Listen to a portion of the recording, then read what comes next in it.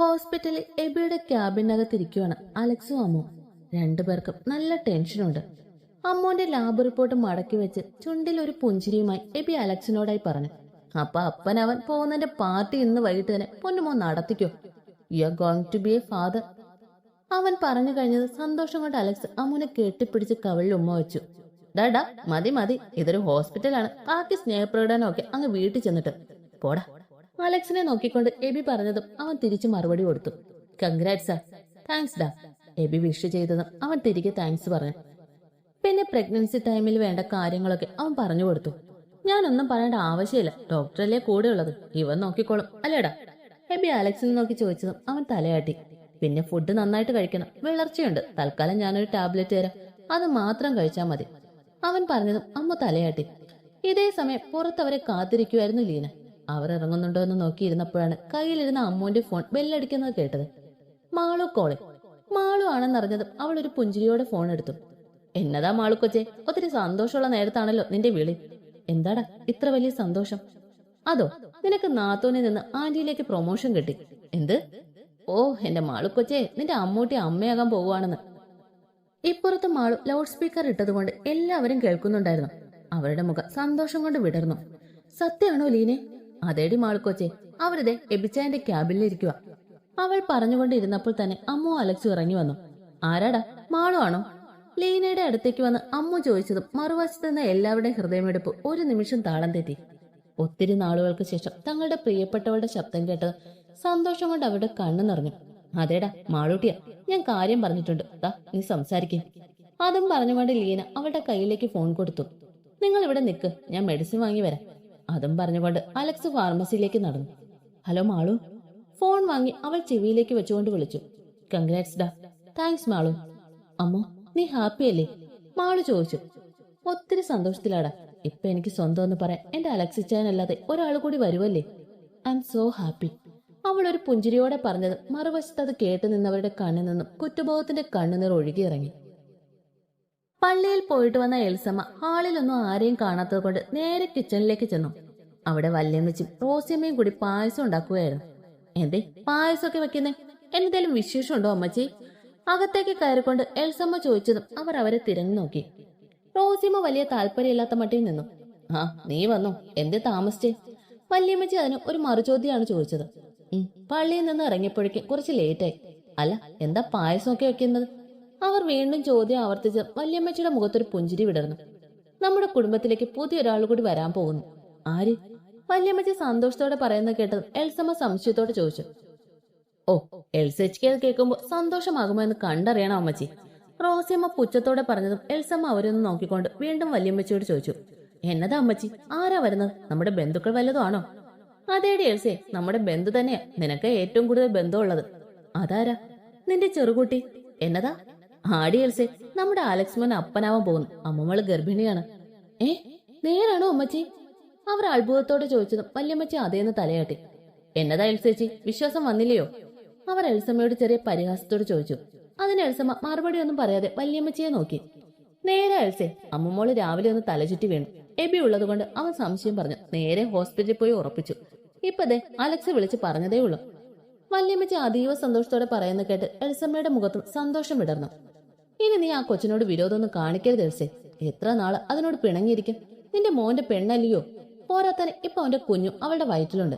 ഇനി നീ പഴയതൊക്കെ മനസ്സിൽ വെച്ചുകൊണ്ടിരുന്ന കർത്താവ് പോലും പൊറുക്കില്ല. ഇല്ല അമ്മച്ചി, എനിക്ക് അതിനോടിപ്പോ ഒരു വിരോധവും ഇല്ല. നേരത്തെ ഉണ്ടായിരുന്നു, ഇല്ല എന്ന് ഞാൻ പറയുന്നില്ല. പക്ഷെ അത് ഈ ദിവസം കൊണ്ട് തന്നെ മാറി. സത്യം പറഞ്ഞാൽ ഞാനൊരു മായലോകത്തായിരുന്നു. ഞാൻ കണ്ണു അടച്ചു വിശ്വസിച്ചു. അമ്മ പറഞ്ഞൊക്കെ കള്ളമാണെന്ന് അവൾ അന്വേഷിച്ചറിഞ്ഞു എന്ന് പറഞ്ഞപ്പോൾ പിന്നെ ഞാൻ ഒന്നും ആലോചിച്ചില്ല. എന്റെ മോന്റെ സന്തോഷം പോലും കാണാൻ ശ്രമിച്ചില്ല. അമ്മൂനേക്കാൾ കൂടുതൽ നാൻസി അവനെ സ്നേഹിക്കും എന്ന് തെറ്റിദ്ധരിച്ചു.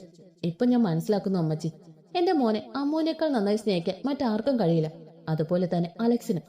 അവർ ഒരു പൊട്ടിക്കരച്ചിലൂടെ പറഞ്ഞതും വല്യമ്മച്ചി അവരെ ചേർത്ത് പിടിച്ചു. ഒരിക്കൽ പിരിയേണ്ടി വന്നിട്ടും കർത്താവായിട്ട് ചേർത്ത് വെച്ചത് അവരെ. അവരെ പിരിക്കാൻ ആര് വിചാരിച്ചത് നടക്കില്ല. അവൾ നമ്മുടെ അലക്സിന്റെ ഭാഗ്യമാ. അവർ പുഞ്ചിരിയോടെ പറഞ്ഞതും എൽസമ്മയുടെയും റോസിയമ്മയുടെ മുഖത്തും അതേ പുഞ്ചിരി വിടർന്നു. അല്പസമയത്തിന് ശേഷം അലക്സും അമ്മുവും ലീനയും തിരികെ വന്നു. ഡ്യൂട്ടി ഉള്ളതുകൊണ്ട് എബി വന്നില്ലായിരുന്നു. അവർ വന്നു കയറിയതും എല്ലാവരും സ്നേഹം കൊണ്ട് പൊതിഞ്ഞു. ഓഫീസിൽ പോയ പപ്പമാരെയും വല്യപ്പച്ചനെയും ഒക്കെ വിളിച്ച് സന്തോഷം അറിയിച്ചപ്പോഴേ അവരെല്ലാം തിരികെ വന്നു. അമ്മൂനെ ഒരു സെറ്റിയിലെത്തി വല്യമ്മച്ചി ഒരു ലഡു അവളുടെ വായിലേക്ക് വെച്ചു കൊടുത്തു. ദേ കുഞ്ഞ, ഈ പായസം മോളുടെ വായിലേക്ക് വെച്ചു കൊടുത്ത്. റോസിയമ്മ അലക്സിന്റെ കയ്യിൽ ഒരു ബൗളിൽ പായസം കൊടുത്തുകൊണ്ട് പറഞ്ഞു. അത് കേട്ടതും അവനൊരു ചിരിയോടെ ഒരു സ്പൂൺ പായസം എടുത്ത് അമ്മുവിന്റെ വായിലേക്ക് വെച്ചു കൊടുത്തു. ഇനി അമ്മു ഉച്ചായന് കൊടുക്ക്. റീനയുടെ പറച്ചു കേട്ടു അമ്മു ചെറിയ നാണത്തോടെ അലക്സിന്റെ വായിലേക്കും വെച്ചു കൊടുത്തു. പിന്നെ എല്ലാവരും അവളെ മാറി മാറി ഊട്ടി. പെട്ടെന്നാണ് എൽസമ്മ ഒരു സ്പൂൺ പായസം അവളുടെ നേർക്ക് നീട്ടിയത്. എല്ലാവരും അത്ഭുതത്തോടെ അത് നോക്കിയപ്പോൾ വല്യമ്മച്ചിയും റോസിയമ്മയും ഒരു പുഞ്ചിരിയോടെ അത് നോക്കിക്കണ്ടു. മോളെ ഞാൻ ഒത്തിരി ദ്രോഹിച്ചിട്ടുണ്ട്. ഒരു പെൺകുട്ടിയാണെന്ന് പോലും ഓർക്കാതെ വാക്കുകൾ കൊണ്ട് കുത്തി നോയിച്ചിട്ടുണ്ട്. എല്ലാം നാൻസി കുത്തിവെച്ച വിഷം കൊണ്ട് സംഭവിച്ചു പോയതാ മോളെ. ഈ മമ്മിയോട് മോള് ക്ഷമിക്കില്ലേ? അവർ നിറഞ്ഞ കണ്ണുകളോടെ പറഞ്ഞതും അവൾ അലക്സിനെ നോക്കി. അവന്റെ ഭാവം എന്താണെന്ന് അവൾക്ക് മനസ്സിലായില്ല. വാങ്ങിക്കും മോളെ, നല്ല മനസ്സോടെ തന്നെ അവൾ തരുന്നത്. വല്യമ്മച്ചി അവളുടെ നെറുകയെ തലോടിക്കൊണ്ട് പറഞ്ഞതും അമ്മ അലക്സിന്റെ മുഖത്തേക്ക് നോക്കിക്കൊണ്ട് വായ തുറന്നു. എൽസമ്മ നിറഞ്ഞ ചിരിയോടെ പായസം അവളുടെ വായിലേക്ക് വെച്ചു. അലക്സ് പുറത്തേക്ക് നോക്കിയാണ് നിൽക്കുന്നതെങ്കിലും അവന്റെ ചുണ്ടിന്റെ കോണിൽ ഒരു പുഞ്ചിരി ഒളിപ്പിച്ചു വെച്ചിരുന്നു. അമ്മൂനെ കൊടുത്തു കഴിഞ്ഞ് എൽസമ്മ അലക്സിന്റെ അടുത്തേക്ക് ചെന്നു. ഒരു സ്പൂൺ പായസം അവന് നേരെ നീട്ടി. കുറച്ചു സമയം അവൻ അവനെ നോക്കിയിരുന്നതിന് ശേഷം അവനൊന്നും പറയാതെ അത് വാങ്ങി കഴിച്ചുകൊണ്ട് മുകളിലേക്ക് കയറി. നീ വിഷമിക്കാതെ, അവന് കുറച്ചുകൂടി സമയം കൊടുക്ക്. നിന്റെ ഭാഗത്തു നിന്നും അങ്ങനെ ഒരു തെറ്റ് അവൻ ഒട്ടും പ്രതീക്ഷിച്ചതായിരുന്നില്ലല്ലോ. എല്ലാം അറിയുന്ന നീ തന്നെ അങ്ങനെ ചെയ്തപ്പോ അവൻ തകർന്നു പോയി. എല്ലാം ശരിയാകും, നീ അതോർത്ത് വിഷമിക്കണ്ട. അലക്സ് പോയ വഴിയെ നോക്കി നിറ കണ്ണുകളോടെ നിൽക്കുന്ന എൽസമ്മയോട് വല്യമ്മച്ചി പറഞ്ഞു. അതിനുശേഷം അമ്മൂനോടായി പറഞ്ഞു, മോള് മുകളിലേക്ക് പൊയ്ക്കൂ. വല്യമ്മച്ചി പറഞ്ഞത് കേട്ടതും അവൾ ഒരു പുഞ്ചിരിയോടെ എഴുന്നേറ്റ് മുകളിലേക്ക് നടന്നു. അമ്മ റൂമിലേക്ക് ചെല്ലുമ്പോൾ അലക്സ് കണ്ണിന് കുറുകെ കൈവച്ച് കട്ടിലിൽ കിടക്കുകയായിരുന്നു. ഇച്ചയ. അമ്മുവിന്റെ വിളി കേട്ടതും അവൻ കണ്ണിന് കുറുകെ വെച്ച് കൈമാറ്റിക്കൊണ്ട് അവളെ നോക്കി. ശേഷം എഴുന്നേറ്റ് അവളുടെ അടുത്തേക്ക് വന്ന് അവളെ ഇറുകെ പുണർന്നുകൊണ്ട് നെറ്റിയിൽ ഉമ്മ വെച്ചു. അതിനുശേഷം മുട്ടിലിരുന്നു കൊണ്ട് അവളുടെ ടോപ്പ് പൊക്കി ആ അണിവേറിൽ ചുണ്ടുകൾ ചേർത്തു. പപ്പയുടെ കുഞ്ഞ് പെട്ടെന്ന് വരണേ, പപ്പ കാത്തിരിക്കുക. അവൻ അവളുടെ വയറിൽ മൂക്കുരസിക്കൊണ്ട് പറഞ്ഞു. ഇച്ചായ, എനിക്ക് ഇക്കളെ ആവുന്നു, അവൾ കൊഞ്ചിക്കൊണ്ട് പറഞ്ഞു. പൊടി, ഞാൻ എന്റെ വാവയ്ക്ക കൊടുത്ത് ഇനിയും കൊടുക്കും, നീ ആരാ ചോദിക്കാൻ? അതും പറഞ്ഞുകൊണ്ട് അവൻ വീണ്ടും അവളുടെ വയറിൽ മൂക്കിട്ടുരസി. കണ്ടോ, വാവ വന്നപ്പോഴേക്ക് എന്നെ വേണ്ടതായി. ഓ, ഞാൻ മിണ്ടൂല. അവൾ ചുണ്ടു കൂർപ്പിച്ച് കട്ടിലിൽ പോയിരുന്നു. അവനൊരു ചിരിയോടെ അവളുടെ അടുത്തേക്ക് വന്ന് അവളുടെ മടിയിലായി കിടന്നു. അവൾ അവന്റെ തല പിടിച്ചു മാറ്റാൻ നോക്കുന്നെങ്കിലും അലക്സ് ഉടുമ്പ് പിടിച്ചതുപോലെ പിടിച്ചത് കൊണ്ട് അവനെ അനക്കാൻ പോലും അവൾക്ക് സാധിച്ചില്ല. പിന്നെ അവൾ ആ ഉദ്യമത്തിൽ നിന്ന് പിൻവാങ്ങി മുഖം തിരിച്ചിരുന്നു. നോക്കിയേ വാവേ, നിന്റെ മമ്മിക്ക് കുശുമ്പ. പപ്പ നിന്റെ മമ്മിയെക്കാളും കൂടുതൽ വാവയെ സ്നേഹിക്കുമോന്ന് പേടിയാ. അയ്യടാ, എനിക്കൊരു പേടിയുമില്ല. അവൻ അവളുടെ വയറ് മുഖം വെച്ച് പറഞ്ഞതും അവൾ അവന്റെ കവളിൽ നുള്ളിക്കൊണ്ട് അവനോടായി പറഞ്ഞു. ഓ, എന്നതാടി പിശാചി, എന്റെ കൈ മാന്തി പൊളിച്ചോ? വാവയോട് അനാവശ്യം പറഞ്ഞു കൊടുത്താൽ ഇനിയും കിട്ടും. ഇല്ല, എന്റെ പൊന്നിനോടേ പറയും, എങ്ങ് വാ. അതും പറഞ്ഞുകൊണ്ട് അവൻ അവളുടെ മുഖം കുനിച്ച് അവളുടെ ചുണ്ടുകൾ നുകർന്നു. ദീർഘനേരത്തെ ചുംബനത്തിനൊടുവിൽ അവൾ തളർന്ന് അവന്റെ നെഞ്ചിലേക്ക് ഇറങ്ങിക്കിടന്നു. അവൻ അവളെ ഇരു കൈകൾ കൊണ്ടും പൊതിഞ്ഞു പിടിച്ചു. അലക്സ് കയ്യിൽ കിട്ടിയ ഫ്ലവർ വേസ് എടുത്ത് മിററിന് നേരെ എറിഞ്ഞുകൊണ്ട് നാൻസി അലറി വിളിച്ചു. ശബ്ദം കേട്ട് ഓടി വന്ന മാമച്ചനും റീത്താമ്മയും അവളെ സമാധാനിപ്പിക്കാൻ ശ്രമിച്ചെങ്കിലും അവൾ അതൊന്നും കേൾക്കാൻ തയ്യാറാകാതെ റൂമിലെ ഓരോ സാധനങ്ങളെ തല്ലി പൊട്ടിക്കുകയായിരുന്നു. കൊല്ലും ഞാൻ അവളെ, കൊല്ലും അവളെ, അവളുടെ വയറ്റി മുളച്ച അലക്സിന്റെ വിത്തിനെ ഇഞ്ചിഞ്ചായി ഞാൻ കൊല്ലും. അവൾ അലറിക്കൊണ്ട് പറഞ്ഞപ്പോഴേക്കും കുഴഞ്ഞു വീണിരുന്നു. കൊല്ലും, കൊല്ലും. തളർന്നു വീണുമ്പോഴും അവൾ പകയോടെ തന്നെ പിറുപിറുക്കുന്നുണ്ടായിരുന്നു. മാമച്ചനും റീത്താമ്മയും കൂടി അവളെ പതിയെ ബെഡിലേക്ക് കിടത്തി. ഇനിയും കാത്തിരിക്കുന്ന അർത്ഥമില്ല ചായ. എന്റെ കുഞ്ഞിന്റെ മനസ്സിന് താളം തെറ്റി തുടങ്ങി. ഏതെങ്കിലും ഒരു സൈക്കാട്രിസ്റ്റിനെ കാണിക്കണം. എന്റെ മോൾക്ക് ഭ്രാന്താണെന്നാണോ നീ പറഞ്ഞു വരുന്നത്? അവർ പറഞ്ഞു കഴിഞ്ഞതും അയാൾ ദേഷ്യത്തോടെ ചോദിച്ചു. പിന്നെ ഈ കാണിക്കുന്നതൊക്കെ എന്നതാ? എല്ലാത്തിനും കാരണം നിങ്ങൾ ഒറ്റ ഒരാളാ. നിങ്ങളുടെ പണത്തോടുള്ള ആർത്തി, അത് കാരണം എന്റെ കുഞ്ഞിന് ഈ അവസ്ഥയിലായത്. ഇവളെ ഇഷ്ടമല്ല എന്ന് അലക്സ് ആദ്യമേ പറഞ്ഞിരുന്നതാ. എന്നിട്ട് എന്റെ കുഞ്ഞിന്റെ മനസ്സിൽ ഓരോന്ന് കുത്തി നിറച്ച് നിങ്ങൾ അവളെ മോഹിപ്പിച്ചു. നിങ്ങളുടെ സ്വാർത്ഥത, മാളേക്ക് തറവാന്റെ സ്വത്തുക്കളിലായിരുന്നു നിങ്ങളുടെ കണ്ണ്. എന്നിട്ട് ഇപ്പൊ എന്തായി? ഇവൾ പറഞ്ഞു കേട്ടില്ലേ, ആ കൊച്ചിനെ കൊല്ലുമെന്ന്. അതിന് എന്നതേലും പോറ സംഭവിച്ച അലക്സ് വെറുതെ ഇരിക്കുമെന്ന് കരുതുന്നുണ്ടോ? അവന്റെ പെണ്ണിനെ തൊട്ട പച്ചയ്ക്ക് കൊളുത്തു അവൻ, അതാരായാലും. അതുകൊണ്ട് ഇനി നോക്കി നിൽക്കാൻ എനിക്ക് പറ്റില്ല. എത്രയും പെട്ടെന്ന് സൈക്കാട്രിസ്റ്റിനെ കണ്ടേ പറ്റും. ഞാൻ തീരുമാനിച്ചു കഴിഞ്ഞു. മകളെ ജീവനോടെ വേണമെങ്കിൽ എന്റെ കൂടെ വരണം. അതും പറഞ്ഞുകൊണ്ട് അവർ പുറത്തേക്ക് നടന്നു.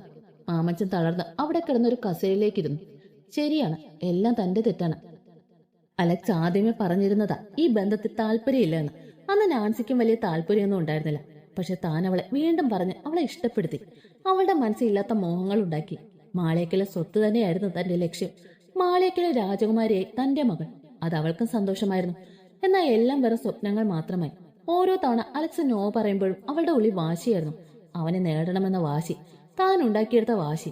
ആ വാശി ഇപ്പോൾ തന്റെ മകളുടെ ജീവിതം അപ്പാടെ ഇരുട്ടിലാക്കിയിരിക്കുന്നു. അലക്സിന്റെ വിവാഹം കഴിഞ്ഞപ്പോൾ തന്നെ അവളുടെ മനസ്സിന് താളം തെറ്റി തുടങ്ങിയിരുന്നു. ഹോസ്പിറ്റലിൽ കാണിക്കാമെന്ന് റീത്ത പറഞ്ഞപ്പോൾ താൻ സമ്മതിച്ചിരുന്നില്ല. തന്റെ മകളെ ഒരു ഭ്രാന്തിയായിട്ട് എല്ലാവരും കാണുന്നത് തനിക്ക് സഹിക്കുമായിരുന്നില്ല. ആരോടും മിണ്ടാതെ അവൾ ഒരു റൂമിൽ തന്നെ എപ്പോഴും ഇരിക്കുന്നത് കണ്ട് സഹിക്കാനാവാതെയാണ് റീത്ത എന്ന് ഹോസ്പിറ്റലിൽ പോയത്.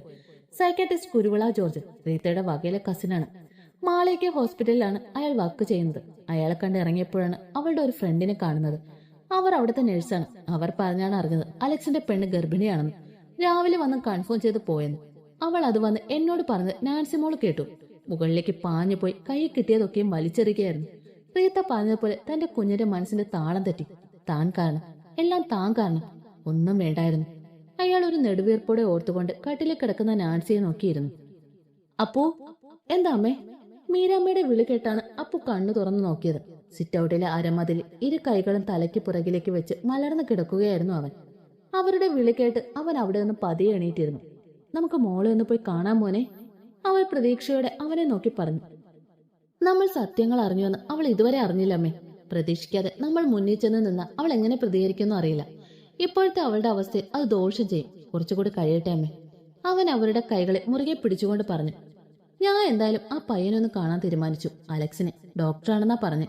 നമ്മുടെ കുഞ്ഞിയുടെ ഭാഗ്യമാണെന്ന്. അവളെ അവൻ പൊന്നുപോലെയാ നോക്കുന്നതെന്ന് അവനൊരു പുഞ്ചിരിയോടെ പറഞ്ഞു. അവരുടെ അഡ്രസ് ഉണ്ടോ നിന്റെ കയ്യിൽ? ഇല്ല, മാളും അത് പറഞ്ഞില്ല. അവൾക്ക് നല്ല ദേഷ്യമാണ്. ഞാൻ സ്വയം അന്വേഷിച്ച് കണ്ടെത്താൻ പറഞ്ഞു. എന്നാലും ഒന്നുകൂടി ചോദിച്ചു നോക്കാം. കുറച്ചു ദിവസം കൂടി കഴിയട്ടെ, അവളൊന്ന് തണുക്കട്ടെ, അവൻ അവരോടായി പറഞ്ഞുകൊണ്ട് എഴുന്നേറ്റു. ശേഷം റൂമിലേക്ക് പതിയെ നടന്നു. മീരാമ്മ അവൻ പോകുന്നത് നോക്കി അരമതിലിന്റെ തൂണിലേക്ക് ചാരിയിരുന്നു.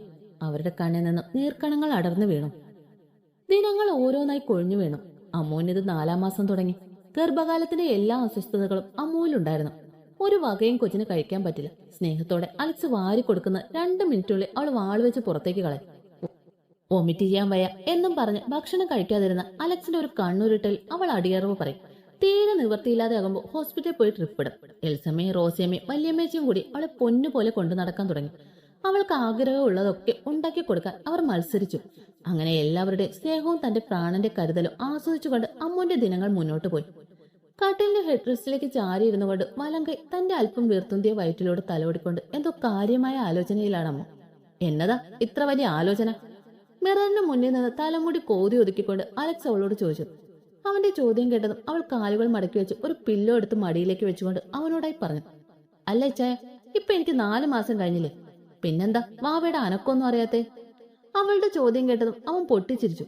അത് കണ്ടതും അവൾ മുഖം കൂർപ്പിച്ച് തിരിഞ്ഞിരുന്നു. മുടി ചീകിക്കൊണ്ടിരുന്ന കോമ്പെടുത്ത് മേശപ്പുറത്ത് വെച്ചുകൊണ്ട് അവൻ അവളുടെ അടുത്തേക്ക് വന്നിരുന്നു. ആ, എന്റെ കൊച്ചു പിണങ്ങാതെ. നീ ഇത്രയും കാര്യമായിട്ട് ആലോചിക്കുന്ന കണ്ടത് ഞാൻ കരുതി എന്തോ വലിയ കാര്യമാണെന്ന് അവൻ അവളുടെ മൂക്കിൽ പിടിച്ചുകൊണ്ട് പറഞ്ഞു. ഞാൻ കാര്യമായിട്ട് ചോദിച്ചതാ ചായ. 4 മാസം ആവുമ്പോഴല്ലേ കുഞ്ഞിന്റെ അനക്കൊക്കെ അറിഞ്ഞു തുടങ്ങുന്നത്? അവൾ തെന്റെ ഒരു പരിഭവത്തോടെ പറഞ്ഞു. എന്റെ കുഞ്ഞി, അങ്ങനെ ഒന്നുമില്ല. ചിലപ്പോ 4-5 മാസമൊക്കെ ആയിട്ടായിരിക്കും അനക്കൊക്കെ തുടങ്ങുന്നത്.